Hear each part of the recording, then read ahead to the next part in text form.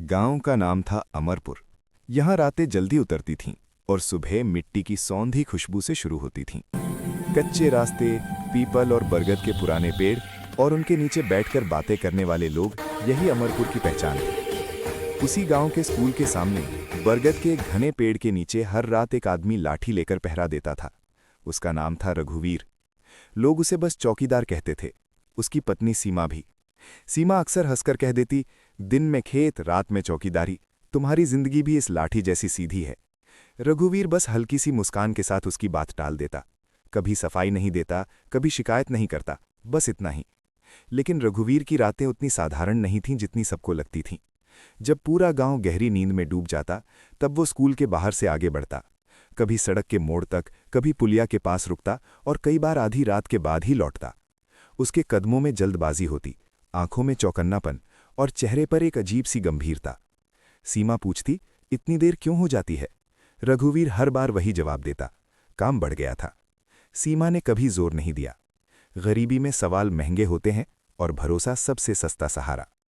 फिर एक दिन आया जो सब कुछ बदल देने वाला था। स्वतंत्रता दिवस। पूरे जिले का बड़ा कार्यक्रम अमरपुर के मैदान में रखा गया था। मंच सजा हुआ था, झंडे लहरा रहे थे, बच्चे हाथों में तिरंगा लिए खड़े थे। खबर थी कि बड़े अधिकारी आने वाले हैं, यहां तक कि पुलिस कमिश्नर भी। सीमा बच्चों के साथ भीड़ में खड़ी थी, लेकिन रघुवीर सुबह से कहीं दिखाई नहीं दिया। उसने सोचा शायद आज भी रात की चौकीदारी के बाद सो गया होगा। तभी मंच के सामने गाड़ियों का एक काफिला रुका। लाउडस्पीकर पर आवाज गूंजी, अब विशेष सम्मान के लिए। और उसी पल भीड़ के सामने रघुवीर आगे बढ़ा।